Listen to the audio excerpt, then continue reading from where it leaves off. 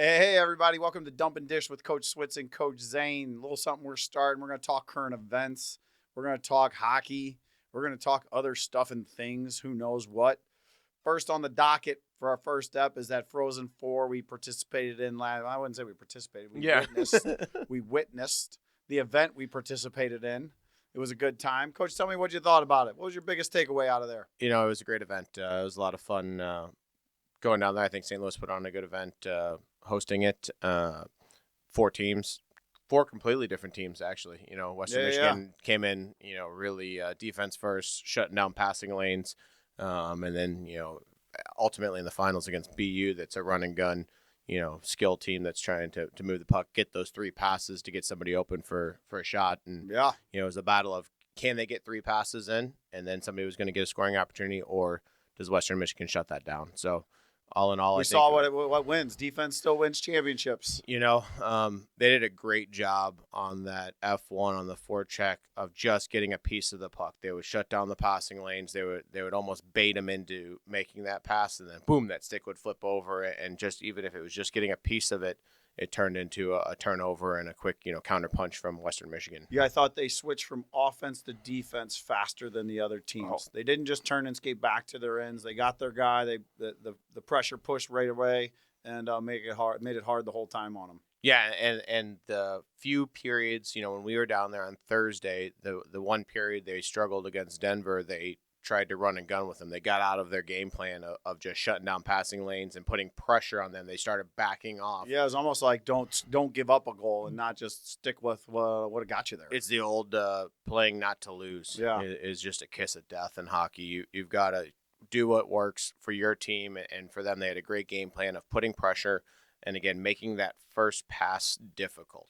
Yeah. They started letting them have that first pass out of the zone, and that got them speed into the neutral zone and then speed into the offensive zone, and Denver was able to capitalize on that and tie the game up and ultimately take it to overtime. But we were sitting there going, oh, my gosh, Denver's going to pull this off. Yeah. They had the pedal to the metal, and then luckily Western Michigan was able to get the bounce in the second overtime and bury one. But at the end of the day, that could have gone either way, where I thought for the first 2 periods of that game, Western Michigan had it under control, was shutting down those passing lanes, not letting them get those multiple passes in a row, and stick with what got you there. Don't try to change something up, but whether that was on purpose or accidental or the flow of the game or whatever it is, we got to, when you're coaching a team or working with a team, you got to really make sure you stick with what got you there and what you're good at. It was devastating to the row behind us, that loss for Denver, wasn't it, huh? Yeah, they struggled with it a lot. They were in full tears by the end of the night. They were a little upset. That was an interesting one. People behind us had a few all game, and then it ended up in tears at the end of it. It was quite the scene. Yeah, quite the scene. Now I'll tell you, one of my biggest takeaways, Coach, was so few direct passes anywhere but the O zone. I felt like they made indirect pass off the boards almost exclusively through the neutral zone. The first pass was always off the board, stretched up. That's really what I thought was one of the things I took away, was how very few direct passes are in that neutral zone. But goes back to taking away lanes and good stick position, like you were talking. Yeah, they used the boards, both teams. Well, really all 4 teams. Watching them all play. The play was up the wall to the winger on the wall, and the winger was playing higher than I expected to. They were, they would sometimes be back and pressed into the zone, but it was a lot of rush, getting it out of the defensive zone across that blue line, going to work in the neutral zone, and then trying to execute that direct pass to somebody in the slot or whatever it may be in the offensive zone. But a lot of stretch passes, longer than I thought they would be, and they were indirect. They were off the boards. Yeah, a lot of tip-ins at the blue line, a little dump, dash, and bash type of hockey. From a couple of the teams, where other ones were just more skilled in trying to make multiple passes tape to tape in the offensive zone. What do you think of the food situation down at the Enterprise Center now? I got my own opinion. I'll hang up and wait for yours.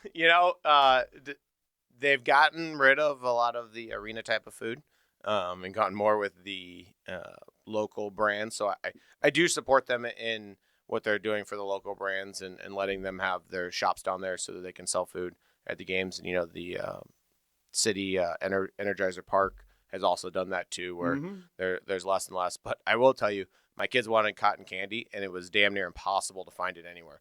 It was tough finding nachos, a pretzel with cheese. You can find pretzels everywhere, but could you get the cheese with it? I saw 0 Dippin' Dots. That's my biggest thing. Oh. What happened to Dippin' Dots? Can we get Dippin' Dots back in the rink? There are a couple other, ice cream places, but one of them we actually It's not the ice cream of future, Coach. It's not the ice cream of the future. future. But even that one was closed during the finals.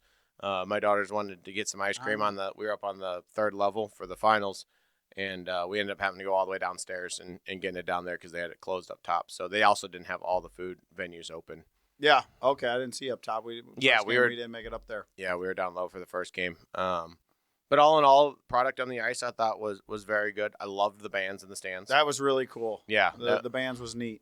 Yeah, I understand at the NHL games that's tough. That takes up seats, but that was really cool. And in the different vibe in the finals, my family sat right next to the band. And that was really cool. My girls loved that. They were just eating it up. And their favorite instrument was the trumpet. If anybody was wondering, I asked. Yes, I didn't even get that out of them. They were both mesmerized by the drumsticks that were glowing. They had light up drumsticks for the drummer up there from Boston. So they had red drumsticks. And but I was like, look at those. Those are so cool. So.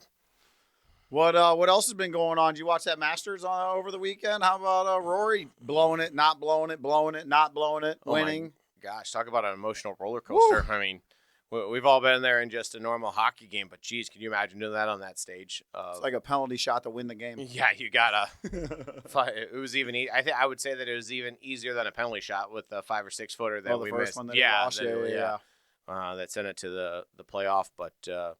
Happy for him. Happy that he got the career Grand Slam on that, so he's able to, win all the majors now. And happy for him. Justin Rose, 2nd place, I think, for the 3rd time, something like that, third or 4th. So. He came out of nowhere though. He was deep. He made a run. Well, I see it as more of Rory came back to the pack. At one point, he was 14 under, like right. He's run away with the tournament. And then he started blowing up and started falling back into the pack. And so, I made the pack relevant. But at the end of the day, that was Rory's tournament to win, and almost gave it up, but, came out ahead at the very end of the day. I heard 19 million viewers for the Masters this weekend. Woo. That's pretty good. I wonder where that ranks other hockey finals, football finals, things like that. I wonder where that ranks on the board. At least in hockey, though, they can say everybody's name and make sure that they're mentioning everybody no matter where they come from. Yeah, how about that for the first 2 days, not showing the guy in 1st and 2nd place? Yeah.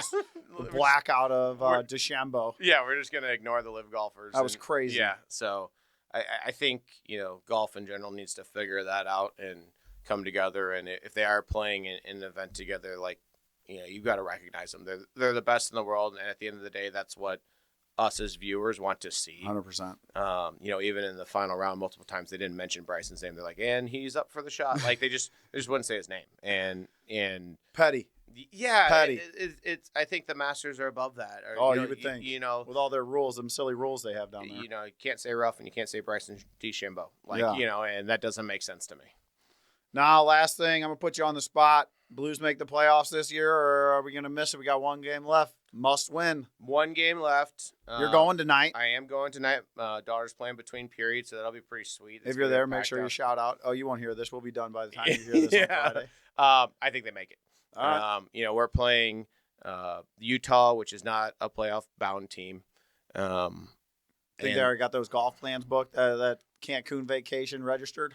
And I haven't had a chance to really look at their roster, see if they brought some people up to play a couple games, things like that. Yeah, there's 6 games for their rookies. Yeah, some roster changes, give some people some opportunities. And then, our biggest threat there is Calgary, and they've got 2 playoff teams that they've got to play against. So, they've got the Vegas Golden Knights tonight, and then they've got LA to finish off their season on Thursday.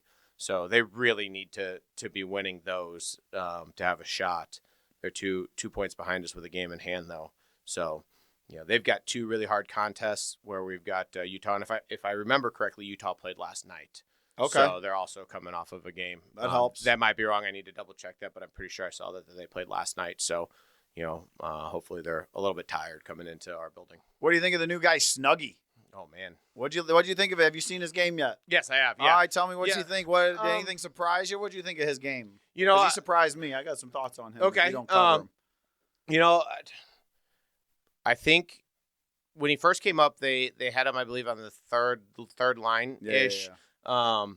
and I think he's getting more of an opportunity now.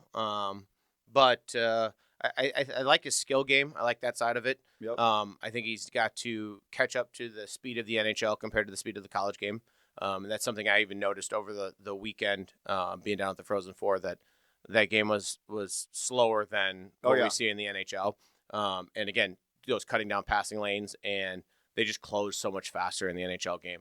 And that just takes time, and being patient. I think it's kind of unfair the way we call the college kids up for these teams that are like in the heat of the moment, like in the playoff battle. like they don't get a preseason, they don't get a training camp, they don't get all these things to catch up to the speed of the game. If you're one of the quote unquote all-stars that's going to get called up at the end of your college career, you get thrown right into a playoff run. And I don't think that's fair to the player. I mean, it is what it is. It's NHL hockey, but yeah, go cry in your palm. 100%. No, but I also look at the kids that develop in the AHL, and then they get called up to training camp, and then they go into a preseason. Like, they have all these games to prove themselves, and not expected just to show up with day one and be super successful. So, my biggest surprise, all I heard was the shooting, and I'd watched him a little bit in college, but he played a pretty grimy game the other night. When I was watching him a couple times, he wasn't scared to throw the body, get in on the forecheck, which I think will fit in real nice with the blue system. I was a little worried about that.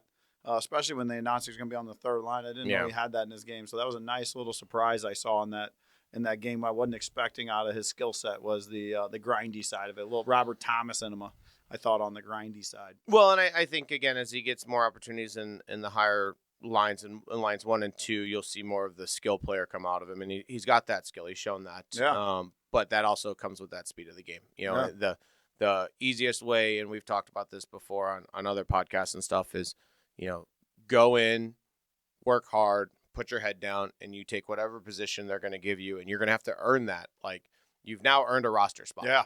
You've earned a right to put your skates on, and that's it. Now, whatever role that coach puts you in, you're going to have to figure out how to do that to move to other lines and get other opportunities. You got to make yourself successful. You got to take a spot from another very, very skilled player on lines 1 and 2. Yeah. Which can be tough. He got lucky. Well, I don't know about lucky, but what's-his-face got hurt, so he got that slide up. But that's how it happens. Step into the play, and I thought he stepped in real nice that night. It didn't miss a beat. Yep. When he filled in on that second line. All right, well, we'll finish up here with Dump and Dish with Coach Switz and Coach Zane. Appreciate you listening. We're going to do this once a week, every Friday. Hope you all have a great weekend. Enjoy your, hopefully, second half of your Friday downhill slope. Coach, anything before we roll? Let's go Blues. Let's go Blues. LGB. Let's go.